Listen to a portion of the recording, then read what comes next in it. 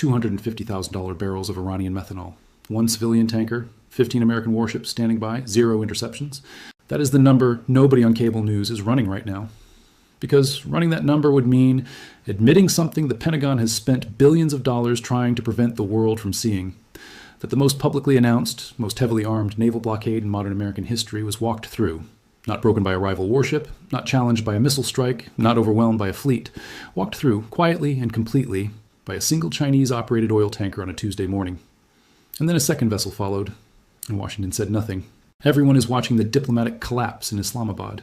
Everyone is watching the airstrike tallies and the casualty counts. But almost nobody is asking the question that actually matters. What does it mean when the most expensive navy in the history of civilization cannot enforce a blockade it announced to the entire world 12 hours earlier? What does that say about the $39 trillion machine sitting behind the USS Abraham Lincoln right now? I am going to show you exactly what happened, not the press release version, the mathematical version, because the math here is extraordinary and the math does not lie. I'm Daniel. This is Rolex Economics, and today we're going to do what nobody in Washington wants to do. We are going to run the numbers. Here's what the official story looks like. On April 13th, 2026, at 10 a.m. Eastern Time, CENTCOM announced a full naval blockade of Iranian ports and coastal waters. The order came directly from President Trump.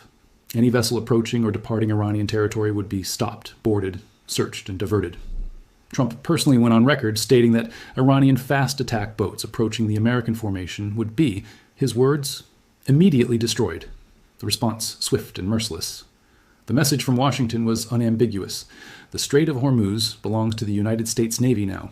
The hardware deployed to enforce that statement was genuinely formidable on paper. The USS Abraham Lincoln Carrier Strike Group, 11 Arleigh Burke-class guided missile destroyers, the USS Tripoli amphibious assault ship, 15 warships in total, positioned across the strait and surrounding waters. This is the kind of naval concentration that has historically redrawn borders and ended governments, except it did not enforce a blockade. And this is where the math becomes extraordinary. The Rich Starry is a Malawi-flagged oil tanker. It is owned by Shanghai Xuanren Shipping Co. Ltd., a Chinese company that appears on the United States Treasury's OFAC sanctions list. Its crew is entirely Chinese. Its cargo was 250,000 barrels of Iranian methanol loaded at Hamria Port in the United Arab Emirates. Its destination was China. On April 14th, 2026, 12 hours after CENTCOM announced the blockade to the world, the Rich Starry entered the Strait of Hormuz. Maritime tracking platforms, Kepler, and marine traffic recorded the transit in real time. The vessel briefly adjusted its course, held position, observed the American response, and when the American response turned out to be silence, corrected course, and completed the passage. Not one of the 15 warships moved to intercept it. Then the Elpis, a second sanctioned vessel, flagged under the Comoros Islands, was reported transiting the same waters in the same window, also unimpeded. Run the numbers. 15 warships. $6 to $8 million per day in operational costs for the Carrier Strike Group alone. 2 sanctioned vessels. 0 interceptions. The blockade, in its first real-world test against a vessel with Chinese connections, produced a score that every energy trader, every port operator, and every government in Asia has already written down. So what actually happened? Because the USS Abraham Lincoln did not break down. The destroyers did not lose radar contact. The Rich Starry was not invisible. Every ship in that formation knew exactly what was sailing toward them and where it was going. Something else happened. Something that cuts far deeper than a mechanical failure. The United States government looked at the Rich Starry, identified its Chinese ownership, identified its Chinese crew, ran the calculation on what physically stopping that vessel would trigger, and stood down. This is the decision that changes everything.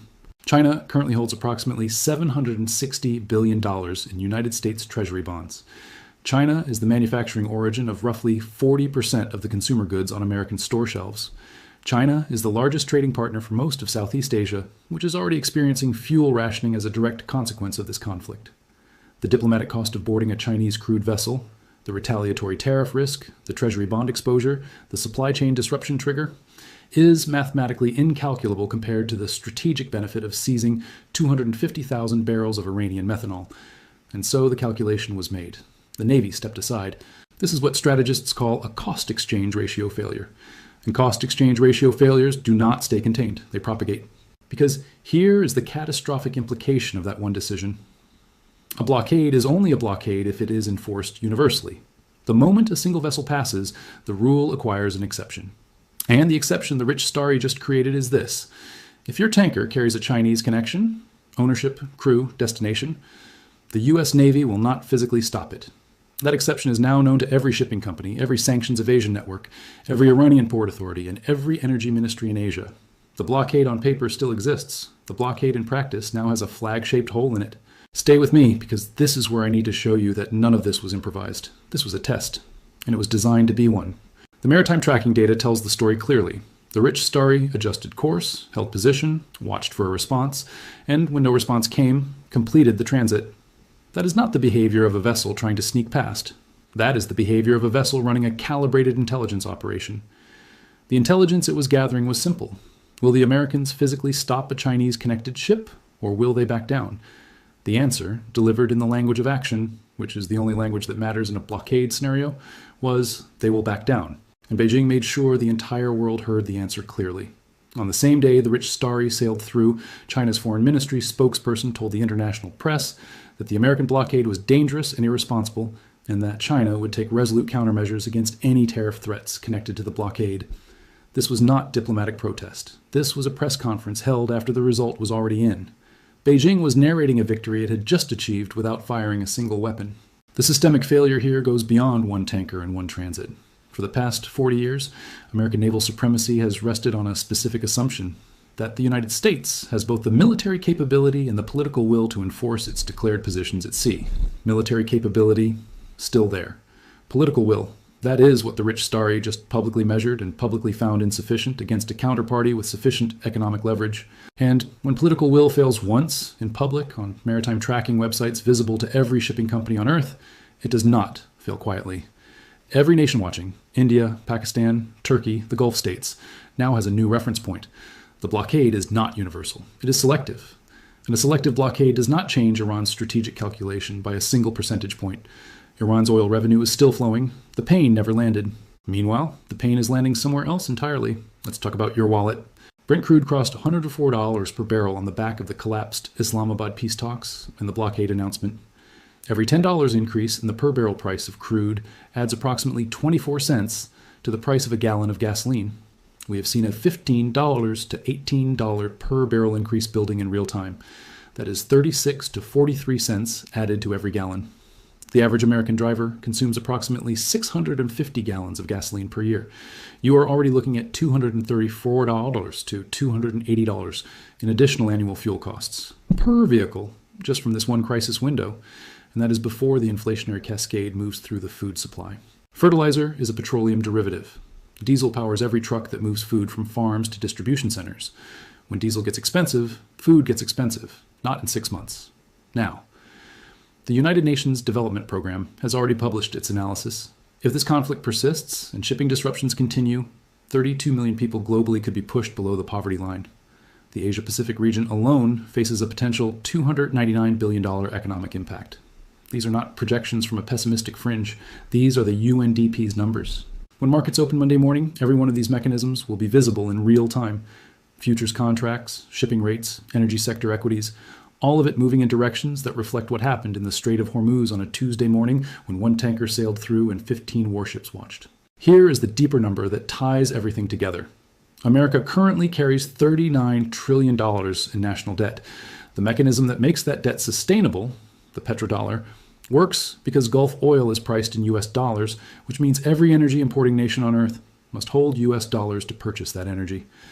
That permanent global demand for dollars is what underwrites America's ability to carry $39 trillion and keep functioning. The petrodollar requires, as its absolute foundational condition, that the United States credibly controls the flow of Gulf energy. Credibly, demonstrably, in ways that are visible to the markets that price the dollar and make the daily decision to keep holding treasury bonds rather than liquidating them. The rich Starry just conducted a public demonstration on maritime tracking platforms available to every bond trader and every central bank reserve manager on Earth that American control of Hormuz has a ceiling. And the ceiling is determined not by the Abraham Lincoln's flight deck, but by Beijing's economic leverage. That is not a military story. That is a petrodollar story. That is a $39 trillion story. And it is the story that cable news is not running because it is too large and too uncomfortable to fit into a 6-minute segment. There is no going back from this data point. The Abraham Lincoln is still deployed. The blockade still exists on paper. But the gap between what exists on paper and what exists in practice is now a matter of public maritime record. In financial markets, in the boardrooms of sovereign wealth funds, in the strategy sessions of every energy ministry in Asia, that gap is being priced right now, quietly, systematically, permanently. China did not fire a missile. It did not scramble a carrier. It did not make a single military threat. It loaded 250,000 barrels of Iranian methanol onto a civilian tanker, aimed it at the world's most strategically critical waterway, and waited. And the most expensive naval force in the history of human civilization watched it pass. The math doesn't lie. 15 warships, 1 tanker, 0 interceptions. The math is always the story. I'm Daniel. This is Rolex Economics. If this breakdown changed how you see what is happening in the Strait of Hormuz right now, share it. The people around you are about to feel this in their fuel bills and their grocery receipts, and they will not know why. Run the numbers. I'll see you in the next one.